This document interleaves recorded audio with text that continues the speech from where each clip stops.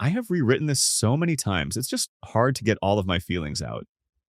I apologize for this being long. I was very low contact with my father for many years.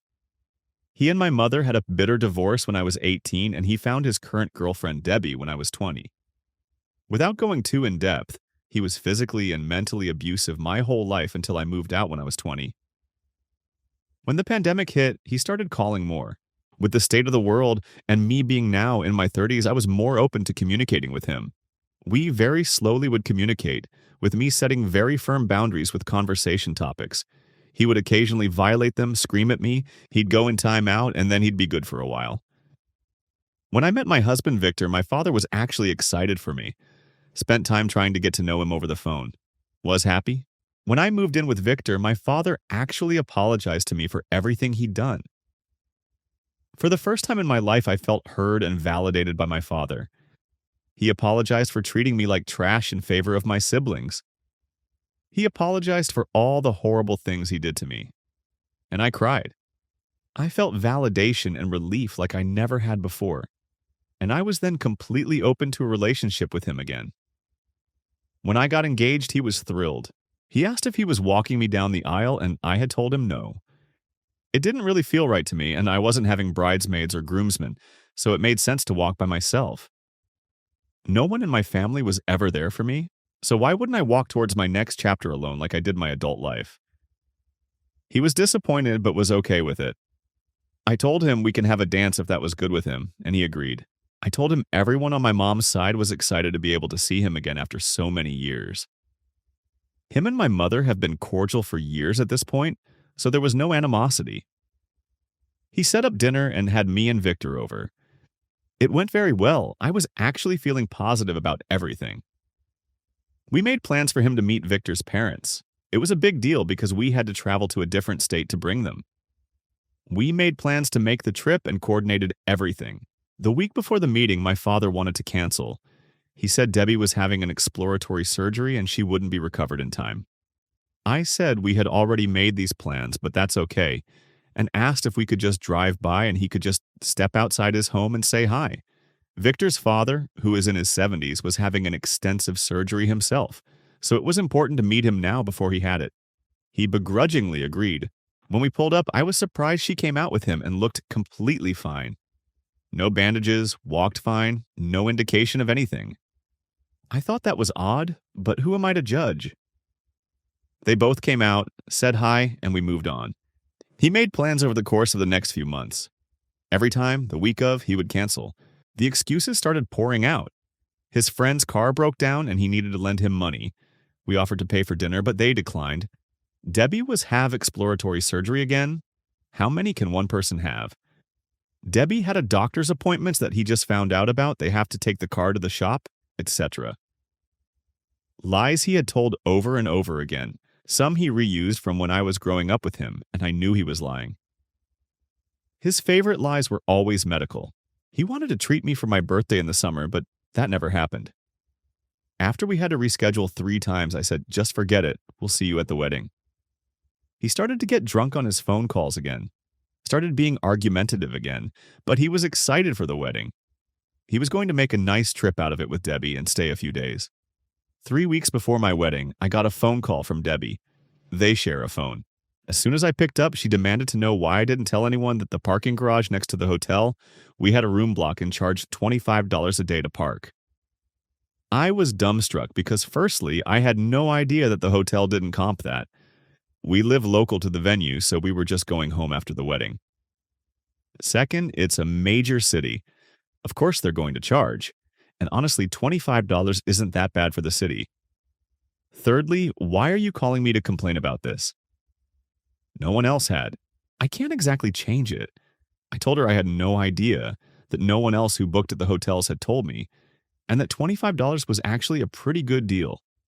I told her that if they couldn't afford it, it wasn't that big a deal. Maybe they only stay 1 day, or because they only live an hour from the venue, they didn't have to stay at the hotel. The venue itself has free parking. She hung up on me. We were getting married on Sunday in early November. The Tuesday before the wedding, I got a phone call from my father that I missed because I was having an emergency doctor's appointment due to having been in the hospital the day before. Stress from everything exacerbated a prior medical issue, and instead received a text. The text said he wasn't coming to my wedding, that Debbie was having exploratory surgery and they couldn't come, that he would still send a card. I knew then that he was lying as he had lied the whole year. I texted back begging him to come. I wanted him to come. It wasn't about money, that I'm his daughter and this was the biggest day of my life. To come for even an hour. Debbie would be fine for a short time. She has a family that could watch her for a couple hours. He didn't have to stay. He replied that it's not a contest of who's more important, and he was surprised at me. I gave my wonderful Victor my phone while I was sobbing. I couldn't respond. I was hurting and devastated. He articulated a text, showed it to me for approval, then sent it. It said basically, very politely but firmly, that if he couldn't spare a couple hours of his time to see me on the biggest day of my life, then we will go back to no contact and I will never again speak to him. My mother, whose own story for another day, even called him to scream at him for what he was doing. She knew his lies too and called him out on them. He said, "Don't worry, she'll still get a card." I kept him unblocked up until mid-morning the day of my wedding. Not one message, not one call. I was so upset and angry. He had raised my hopes of having my father be there for me, then ended those hopes without a thought. I blocked him the day of my wedding. My wedding day was absolutely perfect. It was everything we wanted. I felt a little sad right before walking down the aisle, and some friends who didn't know about my father asked me where he was. But other than that, I didn't even think of him. It wasn't until after Thanksgiving that I thought to check my blocked messages. He hadn't sent me one message the day of my wedding wishing me luck. Nothing. But he did send one message on Thanksgiving. To summarize, it said, "Debbie will always come first. You should understand that." I don't understand it. I told my brother, who still talks to him, that he is dead to me, and if he asks, to tell him that. My brother thinks that Debbie is the one preventing my father from being with his family. I quite frankly don't care. He made that decision, and these are the consequences. He asked my brother how much of a wave he made not coming, and my brother told him a big wave, but I'm not talking about it.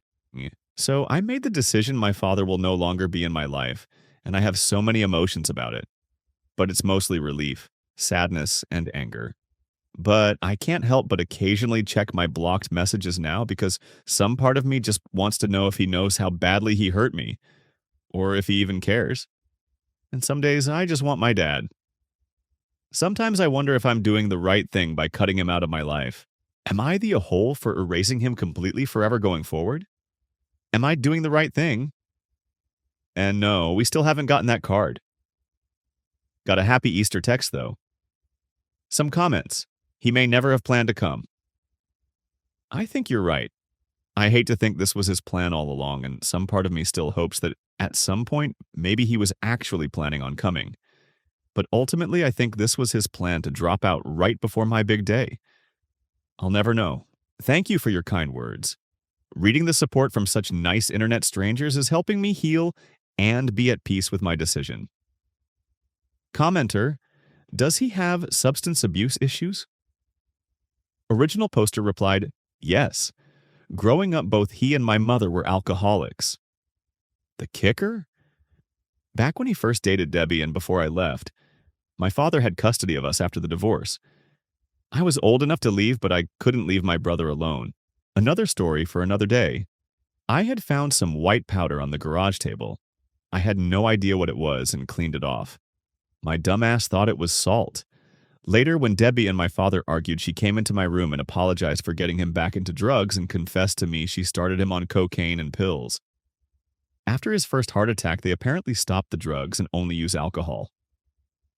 Commenter, not the a-hole, but one thing to be aware of. If, when you find that you are expecting a child, he will come back, promising he is a changed man, promising a new start, promising it will be different this time. At that time, ask yourself why you should ever let your child suffer the pain, confusion, manipulation, and rejection that you did, and kick him back to the curb. Original poster replied, that's Victor's fear. that I'll bend when a child comes around. He had a long talk with me about that, and he reminded me of my childhood and how he knows I would never want to expose a future child to that. He's absolutely right. It does make me sad that my future kids will never meet my father, but ultimately it's the best decision. My niece met my father once at her baptism, and then never again. She asked my sister questions, and my sister doesn't really know what to say, just that he was not a very nice person. Commenter: I question why you even think you'd be an a-hole. I also wonder why you want to know if your father understands or cares if he hurt you. What will you gain if you find out? How do you even know if it's the truth? What does it even matter? You said he apologized for his past behavior and then repeated it. Was any of the apology or effort even genuine if he so easily and willingly lies and hurts you? Is that not proof enough that his priority is himself, always himself? It has nothing to do with you and everything to do with himself.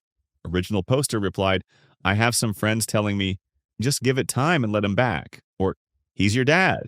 You can't just cut him out, even after knowing everything. Or, my dad is dead. I would end to still have a chance to still talk to him. It really caused my resolve to waver. I didn't even think about the fact his apology could have also been manipulation also, and not genuine. That is rather upsetting. I need to digest that. The friends who told her to give him more time, another chance. Original poster replied, Yay! I've been drifting away from the ones that said that, but they planted the seeds of doubt in my head. They were newer friends because I moved states to live with my husband. My good friends, my ones of over 20 years so they've seen everything, were the ones that basically told him to his face that they hope he dies alone when they moved me out when I was 20. Epic story LOL. But I don't see or talk to them as much anymore since I moved. I think the lack of my normal support is getting to me. Update 4 months later. Right after my post, I had a good talk with Victor and he echoed everything you all said. I even looked into deleting my father's number permanently from my phone, but apparently that would unblock him. After a lot of reading through the comments and reflecting on what everyone said, I really started to think why I ever thought I was the asshole for cutting him off. Well, I guess I have my answer. My brother Devin is really impressionable. He lives with my mother, and while living with my mother can be a nightmare, they are doing well. My brother means a lot to me. I gave up school, a career, and took on 3 jobs to be able to help raise him for a few years with my dad after my parents' divorce. He has always struggled to truly be independent, mostly due to my father's coddling most of his life. He was the golden child, the only boy. In an attempt to help him succeed, some family members, mom's side, decided to step up and get him out of my mother's house and support him to move to a warmer state to rent with some cousins. They even paid for him to fly out to the new state and see if he wanted to move. When he got home, he apparently went straight to my father's and spent 4 days there. I have no idea why. I called up my brother a few days after he returned back to my mother's. He said he was really looking forward to moving to the new state. After talking to him a bit, I mentioned that I was happy for him, but really sad I'd be losing one of my close family members I talked to. His response? Well, I'm the only family member who still talks to Dad, so imagine how he feels. I was stunned. I said, I'm sorry, what did you say? He got angry and just said, well, when I move, Dad will really have no one, because you refuse to talk to him even though it's been months. You really should feel bad for him. He doesn't understand how you can still be mad at him. All those feelings came flooding back. The doubt, the guilt, the am I doing the right thing? And then the anger came. In that moment, I realized that this is what my family normally does to me, and what my father normally does. He plays the victim, makes everyone feel bad for him. Even though I am in the right, I am made to feel like crap for having boundaries. I took a breath and explained to my brother, Devin, Dad made his choice. He chose this. I was open to him being a dad. He declined that. He didn't want to be in my life. He has no right to complain. He did this to himself. I don't care if Debbie made him not go or not. He's a grown-ass man. And he didn't go to his own daughter's wedding, so he can stay dead to me. It was his choice. My brother didn't have anything to say to that. Just rushed me off the phone with barely a goodbye. hung up after I barely got the words to love you out. I told Victor what Devin said, and he was appalled. He wished I had taken the call near him so he could speak to my brother himself. I told him that my father brainwashed him, that he's not normally like this. He reminded me that Devin is a grown man and not a child anymore, and that I shouldn't excuse what he said. I became so upset, my resolve shaken once again. I felt awkward about the phone call, so I followed up the next day. He wanted to move at the beginning of June. I asked him to visit before he goes from a car ride away to a plane ride, and he said he would see me mid-May for his yearly visit to me like always. Then a week before our normal visit date, I found out from my mother that my brother texted her and told her he plans to move in 4 days and make the multi-day long drive to the new state. So he lied to me and didn't even plan on seeing me to say goodbye. Victor had no words, just that he's incredibly disappointed in my brother. My brother called me the day before he left. He sounded so happy, saying, "Hey, what's up?" I told him, "Will, honestly, I'm a little hurt and disappointed in you right now, because I'm assuming you're calling to tell me you're leaving tomorrow, and you're not even bothering to say goodbye to me." He then was adamant that he told me. Then when I pointed out that he didn't, he erupted in anger at me, saying I always play the victim, and why wasn't I happy for him leaving, and how dare I make him feel guilty? Almost word for word what my father would say. I told him I'm thrilled he's moving and having a new opportunity. I'm upset he's telling me 12 hours before he's leaving and not saying goodbye when he literally has to pass within 20 minutes of where I live when he leaves. After I started crying, my brother apologized for not telling me. I offered to be up at whatever time he needed. I just wanted to hug him goodbye. He declined. Said he'd be back eventually. Victor was listening and was getting angry at my brother and how he was speaking to me. He's so agitated with him and is hoping he starts acting like an adult in the new state. It's been months now since he moved. I've heard nothing from my father. My brother and I talked occasionally on the phone with me, checking in especially that first month. He is struggling where he is to get a full-time job, but he is doing everything he can to at least pay rent. He became busy in the last month, so I hadn't heard from him in a while. My birthday came, he sent me a happy birthday text and said he'd call later. At 11:45 p.m., I finally got a call from him. I was in the middle of a video game match with friends. After a brief chat, I asked if he was free the next night.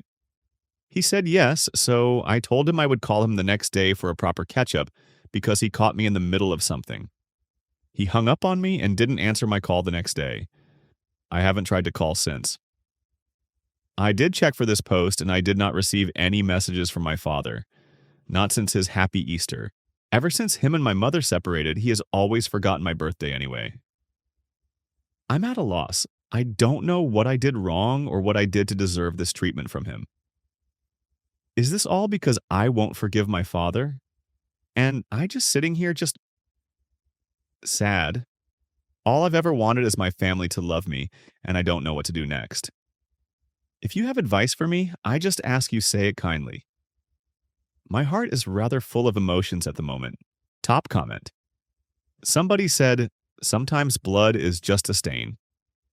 Just let your husband and who comes into your life in a positive way be your family. I know it is easier said than done, but they only cause you pain. Also, counseling should be considered because you are internalizing and blaming yourself for their failings. Update, I have gotten a couple requests for a further update, and I do have some new developments so I can at least share something with you all. It's not a full pot of tea, but you can sip it from a dainty teacup made up of my unresolved issues. Also, thank you all for your kind words. I appreciate all of you taking the time to comment and make me feel validated. Okay, now for the update to the update. In early October, my brother called me and was saying how he wasn't doing well in the new state and he basically wanted to come back home. In a way, I wonder if he was fishing to live with me and Victor so he didn't have to return to my mother, but I would never live with him ever again. I basically just told him to talk to our mother and work out a plan to come back if that's what he wants to do. I'm through trying to fix things for him. He promised to return for Christmas, which, of course, didn't happen. I haven't heard from him since. I've gotten the group holiday text, but I absolutely refuse to reach out. He has broken every promise he gave me, and I am finally feeling strong enough to distance myself. Through my mother, I found out he got a better job and was looking to stay there. I guess I wasn't needed anymore, so that's why I haven't gotten a phone call or text. And then just yesterday, I found out he isn't working anymore because his car has finally become a paperweight. A 20-year-old car that he never took care of. My mother used to force him to get oil changes and basic maintenance. And now, without my mom there to annoy him into adulting, it finally died. So I feel at this point, either my uncle is going to help him with a vehicle, or he's going to try and move back. I will bet money he will try to move in with my father if he does return. If that's the case, I do feel they will both join forces to try and manipulate me into forgiving them and using me. My father. He actually has been trying to reach out. I have received multiple texts from him every holiday saying how much he loves me and will love me always and wishes me and Victor well. I also keep getting calls and silent voicemails from random numbers. My sister even met with him for the first time in years because my niece wanted to meet him. He tried again to justify not going to my wedding, and my sister told him that there was zero excuse. He should have gone to the ceremony at the very least. He kept trying to defend himself, but my sister kept shutting him down, saying he could have made at least a minimum effort. While I'm not close with my sister, I greatly appreciated her saying that for me. Overall, she said he behaved himself and was fine. I actually was doing really good about not checking the messages, but I still once in a while have my curiosity get the better of me. Victor gets mad at me when I check. He wants me to not get sucked in again with either my brother or father. He still plans on having a chat with my brother next time we see him. I do feel myself starting to feel bad. My anger just isn't as sharp anymore, but I'm holding strong, reminding myself that I seem to only be his daughter when it's convenient. And that to me isn't a father, but I'm still just a girl who wants her dad, and I am trying so hard to not fall back into his perpetual pit of assholery.